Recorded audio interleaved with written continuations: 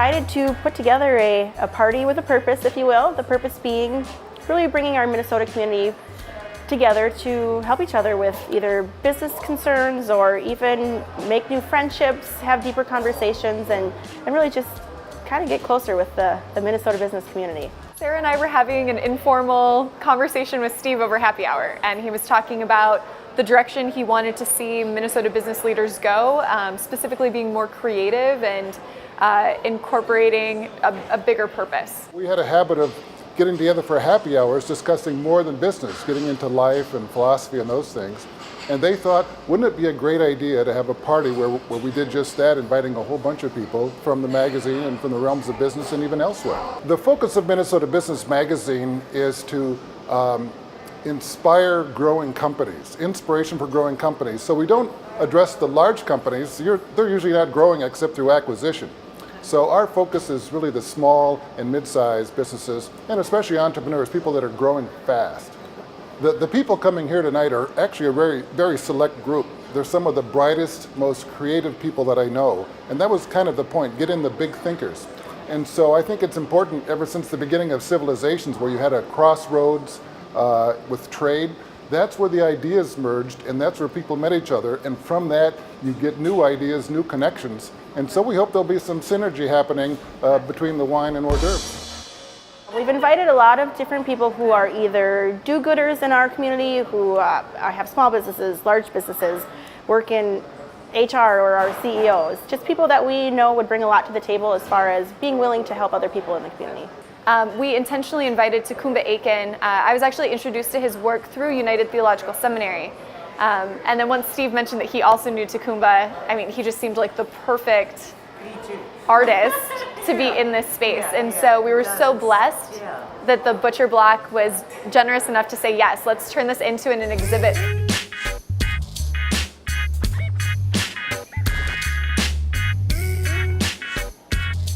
All my work has to do with what you see is not all that you see, so take your time and you'll see more.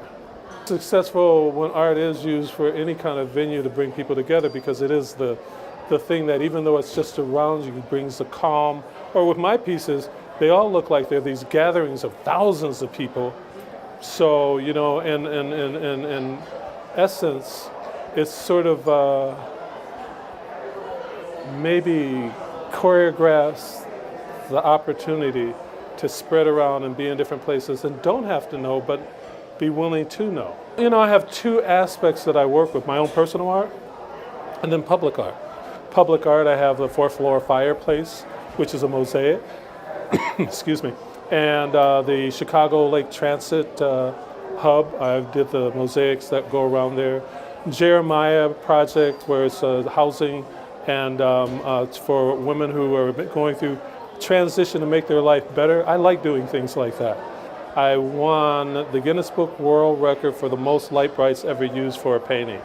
975,000 altogether like that. It was a piece I did for St. Paul Foundation called Forever St. Paul.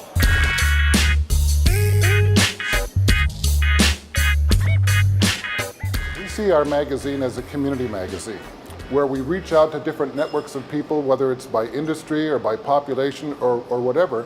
And so we'd like to expand on what our friends are already connected with. That brings us to the Butcher Block. Filippo and Kristen are just amazing humans, and we're so blessed to have them collaborating on this project with us. When I arrived, it was December '93. January '94 was one of the most cold winter of the 100 years. And so I stayed for 2 weeks in the house with my brother-in-law was a guest on there. And one day he said, come on, we do shopping. So we went to do shopping and we're walking in the store and everybody smiling at you, say, how you doing? I looking at us, this for us? You know, in Italy, in Rome especially, everybody are stressed out. You walk in on the store and say, what do you want? So here I find a different world, and we decided to stay. So we're supposed to stay here 2-3 weeks. 24 years later, I'm still here. One of the dish, but I never take around from a menu is called Pasta Matriciana.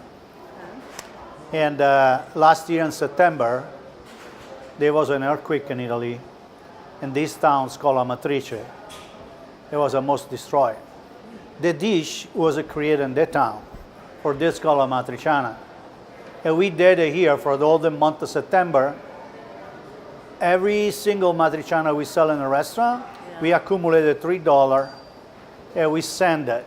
For the last day of September, we did all night the Matriciana. But in the neighborhood, we really, a lot of people are good friends and customers, so they love to have one good Italian restaurant because pretty much there are no Italian restaurant around here.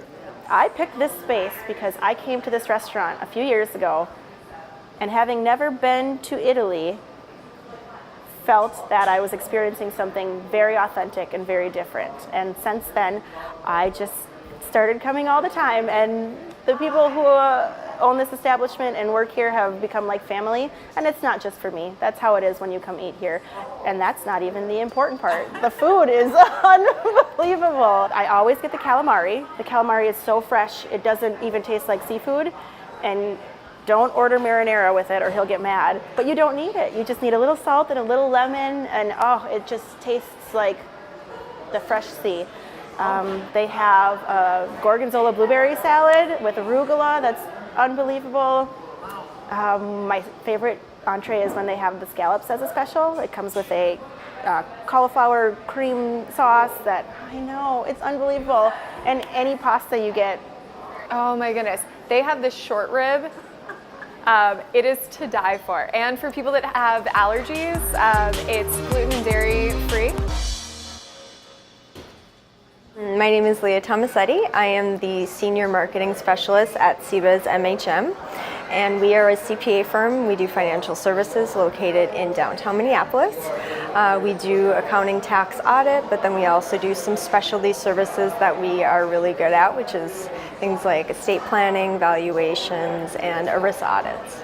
So we're the main sponsor of this event, so we're covering all the food, which I'm sure will be fabulous. And so we're happy to be part of it because we think it's important.